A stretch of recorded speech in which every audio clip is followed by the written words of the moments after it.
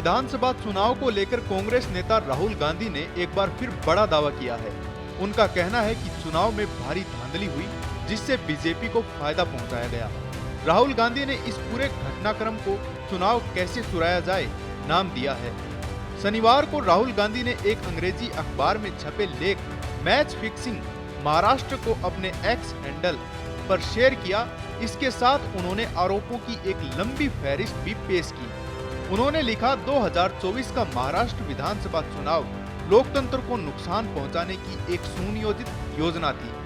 राहुल गांधी ने दावा किया कि आखिरी 2 घंटे में असामान्य रूप से 65 लाख वोट डाले गए, जो उनके मुताबिक असंभव है। साथ ही उन्होंने यह भी कहा कि अब बीजेपी की नजर बिहार चुनाव पर है और महाराष्ट्र में जो हुआ वहीं बिहार में दोहराया जाएगा। वहीं चुनाव आयोग ने इन आरोपों का जवाब देते हुए कड़ी प्रतिक्रिया दी है। आयोग ने कहा, मैच हारने के बाद रेफरी को दोष देना अब एक नई और बेतुकी आदत बन चुकी है। चुनाव आयोग के मुताबिक राहुल गांधी और कांग्रेस पार्टी को उनके सभी सवालों का जवाब पहले ही 24 दिसंबर 2024 को विस्तार से दिया जा चुका है और यह जानकारी आयोग की वेबसाइट पर सार्वजनिक रूप से उपलब्ध है। आयोग ने राहुल गांधी के आरोपों को बेबुनियाद और देश के लोकतांत्रिक ढांचे पर हमला करार दिया। आयोग ने साफ कहा कि इस तरह की टिप्पणियां लोकतंत्र के लिए जहर के समान है और यह केवल चुनाव आयोग ही नहीं बल्कि देश की संवैधानिक संस्थाओं को कमजोर करने की कोशिश है। आयोग ने आगे यह भी बताया कि महाराष्ट्र चुनाव के दिन सुबह 7 बजे से शाम 6 बजे तक कुल 6 करोड़ 40 लाख से ज्यादा वोट पड़े। इसके अनुसार औसतन प्रति घंटे 58 लाख वोट डाले गए, तो अंतिम के 2 घंटों में 116 लाख वोट डाले जाना संभव था। इतना ही नहीं, आयोग ने कहा कि चुनाव में कांग्रेस के अधिकृत एजेंट मतदान केंद्रों पर मौजूद थे। उस समय न ही उन्होंने और न ही पार्टी ने किसी असामान्य गतिविधि की शिकायत दर्ज करवाई थी।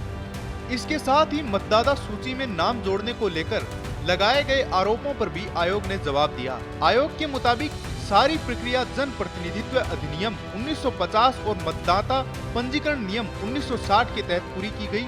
राजनीतिक दलों को अंतिम सूची समय से पहले ही सौंप दी गई थी।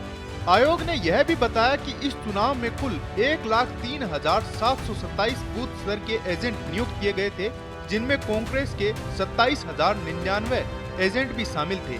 ऐसे में इस प्रक्रिया पर सवाल उठाना न केवल एजेंटों का अपमान है बल्कि लाखों चुनाव कर्मचारियों की मेहनत को भी नीचा दिखाना है।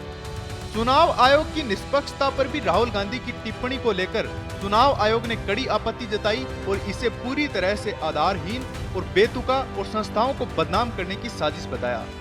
इस पूरे घटनाक्रम में एक बात साफ है कि एक ओर तो विपक्ष के आरोप हैं, दूसरी ओर आयोग की ओर से दिए गए ठोस आंकड़े और तथ्य हैं। लेकिन सबसे बड़ा सवाल यही है कि क्या हर चुनावी हार को एक साजिश बताया जा सकता है? यह सिर्फ एक पार्टी बनाम आयोग की लड़ाई नहीं है, यह सवाल है भारत के लोकतंत्र की साख का। आपका क्या मानना है? क्या राहुल गांधी के आरोपों में सच्चाई है या सिर्फ एक चुनावी रणनीति? अपनी राय कमेंट में नीचे जरूर बताएं। ऐसे और भी अपडेट से जुड़े रहने के लिए देखते रहें पत्रिका डिजिटल। नमस्कार।